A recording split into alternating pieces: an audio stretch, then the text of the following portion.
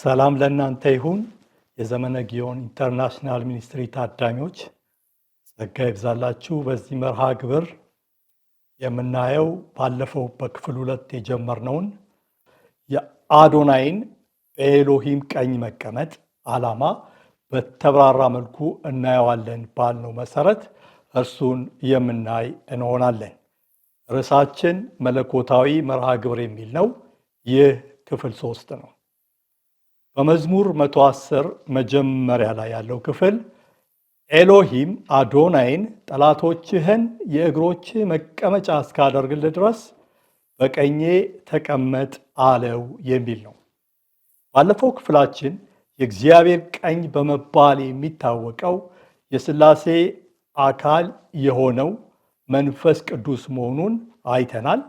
ከዚያም ጋር ደግሞ አብረን በእግዚአብሔር ቀኝ መቀመጥ ማለት እግዚአብሔር ኢየሱስ ክርስቶስ ዓላማውን እንዲፈጽም መንፈስ ቅዱስን መስጠቱን ማለትም ኢየሱስ ክርስቶስ ዓላማውን እንዲፈጽም መንፈስ ቅዱስን እንዲጠቀም የእግዚአብሔር ፈቃድ መሆኑን እንዲሁም ደግሞ መንፈስ ቅዱስ ራሱን መስጠቱ የተገለጠበት አገላለጥ ነው።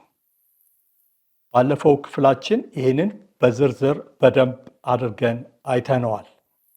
ጌታ ኢየሱስ ክርስቶስ በሰማያዊ ስፍራ በእግዚአብሔር ቀኝ የተቀመጠው ጠላቶቹ የእግሮቹ መረገጫ እንዲደረጉለት፣ ያም ብቻ አይደለም፣ የመንፈስ ወንዞች መለቀቅን ጊዜያቸውን እየጠበቀ በኤደን ገነት ለተመሰሉት ለመንግስቱ ልጆች ለማፍሰስና ለማረስረስ እንዲሁም ደግሞ በሶስተኛ ደረጃ ገዥነቱን በጠላቶች መካከል ለማረጋገጥ ነው።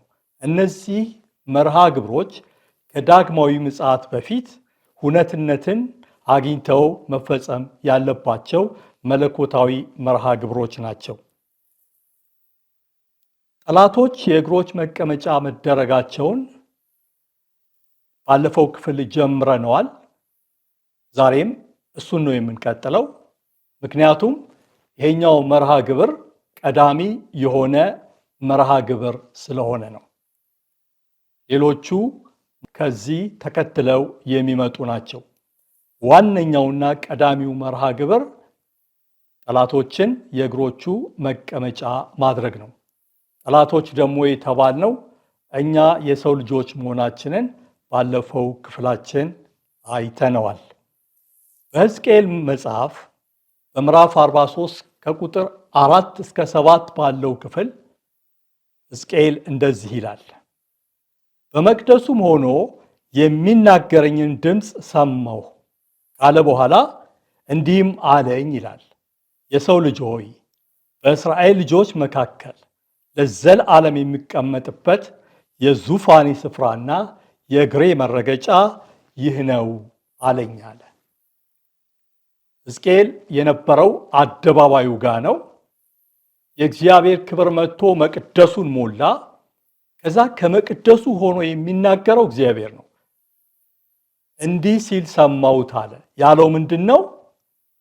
በእስራኤል ልጆች መካከል ለዘላለም የምቀመጥበት የዙፋኔ ስፍራና የእግሬ መቀመጫ ይህ ነው የሚል ድምፅ ነው ሰማሁ ያለው። ስለዚህ የእግር መረገጫ ተብሎ የተጠቀሰው የቱ ነው? መቅደሱ ነው። እንግዲህ ያ ጥላ ነው። እውነተኛው መቅደስ ደግሞ እኛ ነን። እውነተኛው ማደሪያ እኛ ነን። የእግሮች መቀመጫ የሆነው እኛ ነን። ደግሞ ሌሎችም የእግሮች መቀመጫ እየተደረጉ መንግስቱን ይቀላቀላሉ። እነዛ ሁሉ አብረው ከኛ ጋር ምን የሚሆኑ ናቸው? መቅደሱና የእግሮቹ መቀመጫ የሚደረጉ ናቸው ማለት ነው። ስለዚህ ኢየሱስ ክርስቶስ በእግዚአብሔር ቀኝ የተቀመጠው ጠላቶቹ የእግሮቹ መቀመጫ እንዲደረጉለት ነው ያልነውን በዚህ ክፍል ደግሞ በተሻለ መልኩ እንድናብራራው ብለን ነው ይሄንን ያነሳ ነው። እስራኤላውያኑ ምንም እንኳን መጽሐፉ በእጃቸው ቢሆንም መለኮታዊ መርሃ ግብርንና ራሱን የኢየሱስ ክርስቶስን ወይም የመሲሁን ሰብዕና በደንብ የተረዱ አልነበሩም። ኢየሱስ ክርስቶስ አንድ ጥያቄ ጠይቋቸዋል። በማቴዎስ ምዕራፍ 22 ላይ ከቁጥር 41 እስከ 45 ያለውን ክፍል ብታዩት ኢየሱስ ክርስቶስ በጠየቃቸው ጥያቄ ላይ እነሱ የመለሱትን መልስ ከዛ በኋላ ኢየሱስ ክርስቶስ መልሶ የጠየቃቸውን ጥያቄዎች ታያላችሁ። መጀመሪያ ጌታ የጠየቃቸው ስለ ክርስቶስ ምን ይመስላችኋል ብሎ ነው። ማለትም ስለ ኢየሱስ ክርስቶስ ያላችሁ መረዳት ምንድነው ነው ያላቸው። እንዴት ነው መሲሁን የተረዳችሁት ብሎ ጠየቃቸው። እነሱ ቀለል አድርገው ነው የመለሱት። የዳዊት ልጅ ነው ያሉት። መልሱ እንደዚህ ቀለል ብሎ መቅረብ የሚችል መስሏቸው ነበር። ግን ሌላ ጥያቄ አስከተለ ኢየሱስ ክርስቶስ። ያ ያስከተለው ጥያቄ እንደዚህ ከሆነ እሱ ራሱ ዳዊት በመንፈስ ሆኖ መሲሁን አዶናይ ብሎ ጠርቶታል። ታዲያ ልጁ ከሆነ እንዴት አዶናይ ብሎ ጠራው አላቸው። ከዛ ምንም ሊመልሱለት አልቻሉም። ከዛም በኋላ ደግሞ ሊጠይቁትም አልደፈሩም ይላል። እንግዲህ እነዚህ ሰዎች መጽሐፉ በእጃቸው ያለ ተረዳን የሚሉት ስለ መለኮት ያላቸው ሰዎች ናቸው። ዳሩ ግን ይሄንን እንደዚህ ያለው መረዳት ስላልነበራቸው ከጌታ ጋራ መተላለፍ ሆኖባቸዋል። ሁለት ነገር ነው እነሱ ሚስ ያደረጉት። አንደኛው መለኮታዊ መርሃ ግብርን ነው። ሁለተኛው የራሱንም የመሲሁን ሰብዕና ለመረዳት ነው። እነዚህ ነገሮች እነሱን ችግር ውስጥ ከቷቸው ነበር። ግን የመሲሁን ሰብዕና እንዲረዱ መለኮታዊ መርሃ ግብር እንዲረዱ እግዚአብሔር በነቢያት በኩል በሕግ በኩል የሚገባውን መልእክት ሰጥቷቸው ነበር። ለመረዳታቸው የሚሆነውን ለስነ መለኮታቸው የሚሆነውን ቃል እግዚአብሔር ሰጥቷቸው ነበር በነቢያቱም በሕጉ። ዳሩ ግን እነሱ መጽሐፉን በእጃቸው እያለ ወደዛ መረዳት አልደረሱም። ያልደረሱበት ምክንያት ምንድነው? እነሱ ራሳቸው የራሳቸውን ስነ መለኮት ስለቀረጹ ነው። ቀለል አድርገው ነው የቀረጹት። ዲፕሊ አጥንተው ወደ መረዳት ባለጠግነት ከመግባት ይልቅ የራሳቸውን ስለ መለኮት ቀርጸው ነው የተገኙት። ለምኞታቸው የሚመች እነሱ ለሚያስቡት ሐሳብ የሚመች ለስሜታቸው የሚመች ለአእምሯቸው የሚመቸውን አይነት ስነ መለኮት ቀርጸው ነበር። በዚህ በመለሱት መልስ ላይ ያሉት ምንድነው? የዳዊት ልጅ ነው የሚል ምላሽ ነው የሰጡት። የዳዊት ልጅ ከሆነ እሱ እንዴት በመንፈስ አዶና ያለው ብሎ ሲጠይቃቸው መልስ ያጡለት ነገር የቱ ነው? እነሱ መሲሁን ያዩት እንደ አዶን አድርገው ብቻ ነው። ምን ማለት ነው? የዳዊት ልጅ ከሆነ መሲሁ ኢየሱስ ክርስቶስ ሊሆን የሚችለው አዶን ነው። አዶን ማለት ጌታ ነው። ዳዊት አዶን ነው። ስለዚህ የዳዊት ልጅ ከሆነ ኢየሱስም ሊሆን የሚችለው አዶን ነው። ስለዚህ እሱ ያላቸው ምንድነው? ዳዊት እኮ አዶን የሆነው እሱ ራሱ አዶናይ ብሎ ነው የጠራው አላቸው። አዶናይ ማለት የአዶን የብዙ ቁጥር ነው። ምን ማለት ነው? ጌትነት ከአንድ በላይ ሲሆን የዛ መጠሪያ ስም አዶናይ ይባላል። አንድ ሰብዕና ሲሆን ግን ወይም አንድ ጌትነት ሲሆን ግን አዶን የሚል መጠሪያ ነው የሚኖረው። ከአንድ በላይ ሲሆን ሰብዕናም ጌትነትም አዶናይ የሚል መጠሪያ ነው የሚይዘው። ኢየሱስ ክርስቶስ አዶን ሳይሆን አዶናይ ነው። በቃ ሰብዕናው እንደዛ ነው። ኤሎሂም ያለውም ይሄንን ነው። አዶናይን ጠላቶችህን የእግሮችህ መቀመጫ እስካደርግልህ ድረስ በቀኜ ተቀመጥ ነው ያለው። ኢየሱስ ክርስቶስ መሲሁ ማለት ነው። በመለኮትነቱም ጌታ ነው። ደግሞ በቆሎሳይስ ምዕራፍ 2 ቁጥር 10 ላይ እንዳለው ለአለቅነት ለስልጣንም ሁሉ ራስ ነው ተብሎ እንደተጻፈ በመላእክት ወይም በሰማይ ሰራዊት አለቅነቱም ጌታ ነው። እንደዚሁም ደግሞ በዛው መጽሐፍ ላይ በምዕራፍ 1 በቁጥር 18 ላይ የቤተ ክርስቲያን ራስ ነው ተብሎ እንደተጻፈ በቤተ ክርስቲያን ራስነቱም ላይ እሱ አዶን ነው፣ ጌታ ነው። ስለዚህ ያለው ጌትነት ከአንድ ይበልጣል። በመለኮትነቱም ጌታ ነው። በመላእክት አለቅነቱም ማለትም በንጋት ኮከብነቱም ጌታ ነው። ደግሞም በቤተ ክርስቲያን ራስነቱ ጌታ ነው። ስለዚህ አዶንነቱ የአንድ አዶን ሳይሆን ጌትነቱ የብዙ ስለሆነ እሱ አዶናይ ነው። አዶናይ ማለት ጌቶች እንደማለት ነው። ስም ብቻ አይደለም፣ መጠሪያ ብቻ አይደለም፣ ሰብዕናም ነው። ሰብዕና ነው ማለት ምን ማለት ነው? እሱ መለኮትም ነው በሰብዕናው ማለት ነው። ደግሞም የመላእክት አለቃ ወይም የንጋት ኮከብ ነው በሰብዕና። ደግሞም የቤተ ክርስቲያን ራስ ነው በሰብዕና። ለምን? እሱ ፍጹም ሰው ደግሞ ስለሆነ ማለት ነው። እነዚህ ሰብዕናዎች ያሉት እነዚህ ሰብዕናዎች ሁሉ የጌትነት ሰብዕናዎች የሆኑ ስለዚህ እሱ ያለው ሰብዕና የነዚህ ሰብዕና ውህድ የሆነ ደግሞም ስሙም ወይም መጠሪያው አዶናይ የሆነ እነሱ እንግዲህ ይሄንን ነበር ለመረዳት በጣም የተቸገሩት። መመለስ የሚያቃታቸው ይሄንን ነበር። ለምን መመለስ ያቃታቸው? ያ የዳዊት ልጅ ነው የሚለውን ኮንሰፕት ብቻ ይዘው ሲመላለሱ ዳዊት ራሱ ያለውን እሱኛውን ለመረዳት ምንም አይነት ወደ መረዳት ባለጠግነት የመጠጋት ነገር አለማሳየታቸው። ዳዊት ግን ተረድቶታል። ስለተረዳው ነው በትክክለኛ ሰብዕናው መሲሁን የጠራው። ሌላው ደግሞ አሁን ያየነው ሰብዕና ነው። ያልተረዱት ሌላው ነገር ደግሞ ምንድነው? እነሱ መለኮታዊ መርሃ ግብርን ነው ያልተረዱት።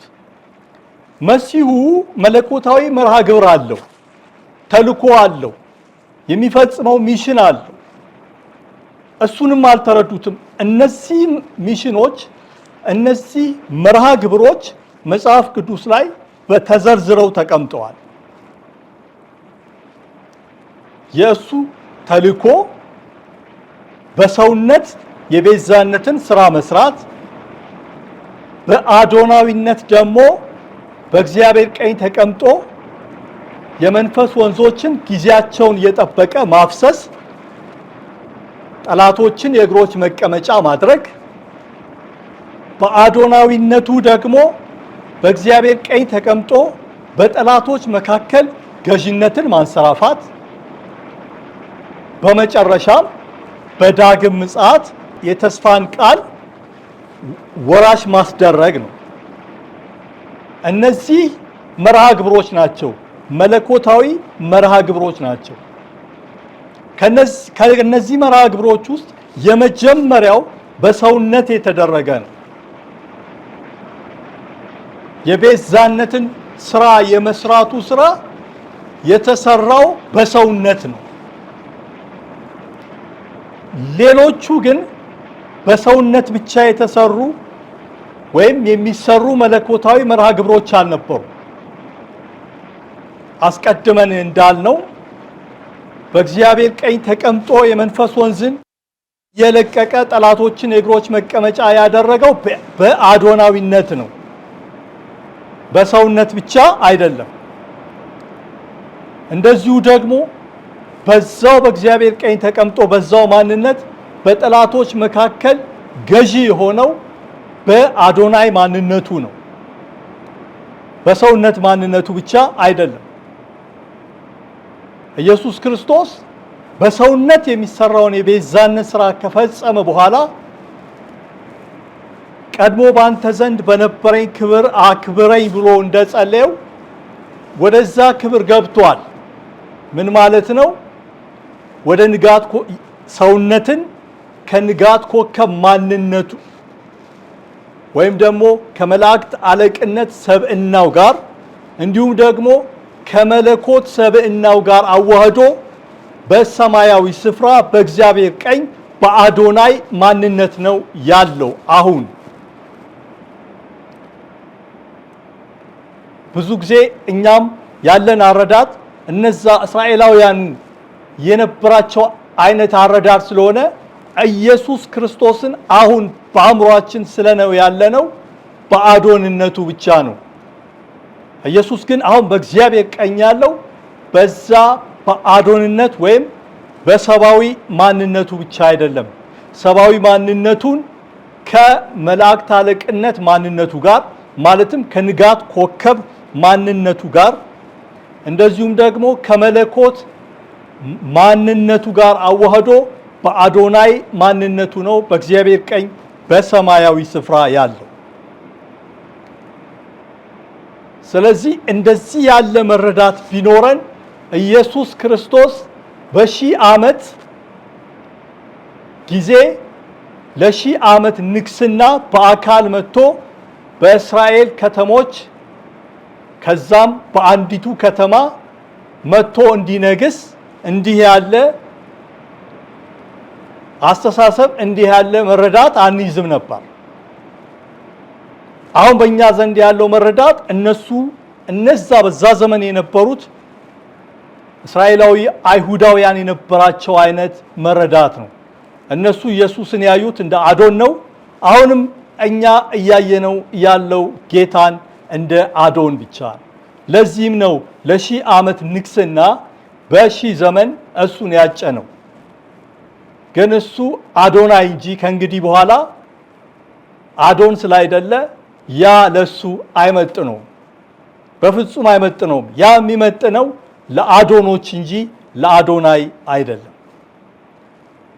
እንግዲህ ይሄንን የትንቢት ክፍሎችን ስናጠና ሌሎችን ደግሞ የመጽሐፍ ቅዱስ ክፍሎችን ትንቢታዊ የሆኑትንም ያልሆኑትንም ስናጠና የራእይን በተለይ የራእይ መጽሐፍን ስናጠና በስፋት የምናየው ይሆናል። እጅግ በጣም አስፈላጊ ጉዳይ ስለሆነ ማለት ነው። የመጨረሻው ዘመን አስተምሮ የተቀረጸበት እጅግ አስፈላጊ ክፍል ስለሆነ ነው ይህ በመዝሙር 110 ላይ ያለውን በሌሎች ክፍሎች ላይ እናየዋለን ያልነው። ኢየሱስ ክርስቶስ ሙላቱን በቤተ ክርስቲያን ያደርጋል እንጂ በሺህ ዘመኑ ማለት ነው። ማለትም በአራተኛው የመንፈስ ወንዝ መለቀቅ ሙላቱን በቤተ ክርስቲያን ያደርጋል ወይም በአካሉ ያደርጋል እንጂ በአካል የሆነ ንግስና በሺህ ዘመን እንደማይነግስ መጽሐፍ ቅዱስ በትክክል ግልጽ አድርጎ አስቀምጦታል። እኛ የተረዳንበት መረዳት ሌላ ሆኖ ስለተገኘ ነው፣ የትርጉም ጉዳይ ስለሆነ ማለት ነው። ግን መጽሐፉ የሚለው ይሄንን እንደሆነ ጊዜው ሲደርስ ጥቅሶቹን እያመጣን ክፍሎቹን እያመጣን የምናያቸው ነው የሚሆነው። በዛን ጊዜ በሺህ ዘመኑ ጊዜ ትንሣኤ ይሆናል ወይ? አዎ ይሆናል፣ በእርግጥ ይሆናል። ሺህ ዘመን የሚባል አለ ወይ? በእርግጥ አለ። ትንሣኤ ሲባል ግን ፊተኛው ትንሣኤ የሚባል አለ፣ ኋለኛው ትንሣኤ የሚባል አለ። ከፍተኛ ልዩነት ያለው ትንሣኤ ነው። የመጀመሪያ ፊተኛው ትንሣኤ የኢየሱስ ክርስቶስን አካላዊ ምጽአት የሚጠይቅ አይደለም። ሁለተኛው ወይም ደግሞ የፍርድ ትንሣኤ የሚባለው እሱኛው የጌታን ዳግማዊ ምጽአት የሚጠይቅ ነው። ሁለቱ የተለያዩ የትንሣኤ ሁነቶች ናቸው። በዝርዝር ነው የምናየው ጊዜው ሲደርስ። 1000 ዓመት የሚታሰረው ሰይጣን ለቤተ ክርስቲያን በተሰጣት ማንዴት እንጂ ኢየሱስ ክርስቶስ መጥቶ 1000 ዓመት ሰይጣን እንደሚያስር የተጻፈ ክፍል አታገኙ፣ በጭራሽ አታገኙ። ጌታ ግን እንዳለው ነው ያደረገው። ያደረገው ምንድነው? ለቤተ ክርስቲያን ሁለት ነገር ነው የሰጠው። ከሰጠው ሁለት ነገር አንደኛው የትኛው ነው? ተልእኮ ነው። ሁለተኛው ደግሞ ማንዴት ነው። እነዚህን ሁለት ሚሽኖች ነው ለቤተ ክርስቲያን የሰጠው። አንደኛው ተልእኮ ነው። እሱንም በማቴዎስ ምዕራፍ 28 ከቁጥር 18 እስከ 20 ያለው ባለው ክፍል ላይ ከቁጥር 19 እስከ 20 ባለው ክፍል ላይ ያለው ነው። ወንጌልን ለፍጥረት ሁሉ ስበኩ የሚለው ሚሽን ነው ማለት። በሌላ አገላለጽ የሰው ልጆች የእግሮቹ መቀመጫ አስደርጉ ማለት ነው። መዝሙር 110 ላይ ባለው አባባል መሰረት ማለት ነው። ሁለተኛው ደግሞ ማንዴት ነው። ልብ በሉ፣ አንደኛው ተልእኮ ነው። ይሄም በማቴዎስ 28 ከቁጥር 19 እስከ 20 ያለው ነው። ሁለተኛው ደግሞ እሱኛው ማንዴት ነው። ይሄኛው ደግሞ በማቴዎስ ምዕራፍ 16 ላይ ከቁጥር 18 እስከ 19 ያለው ነው። በዛ ክፍል ያለው ነው።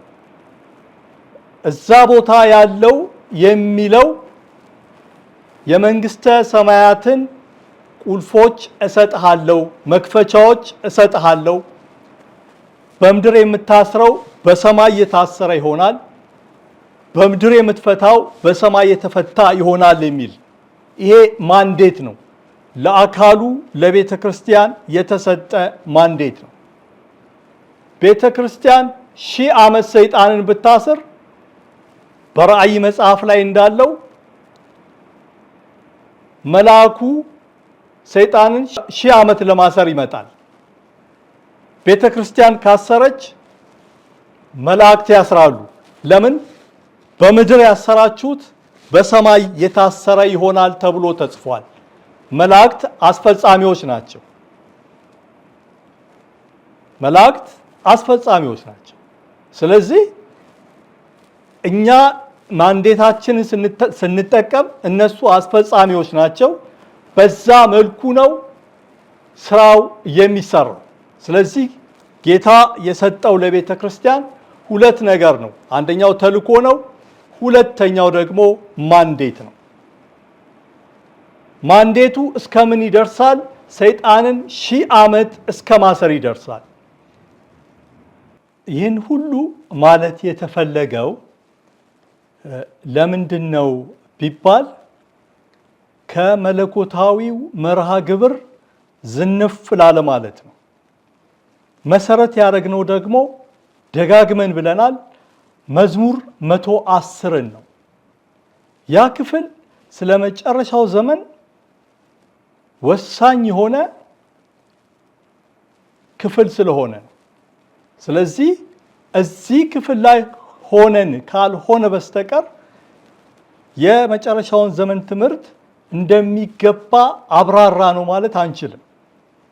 ክፍሉ የሚለው ጠላቶችን የእግሮች መቀመጫ እስካደርግልህ ድረስ ስለሚል ክፍሉ በሚለው መሰረት ጠላቶች የእግሮች መረገጫ ተቀም ሆነው የሚያልቁበት ጊዜ መቼ እንደሆነ ማየት ያስፈልጋል።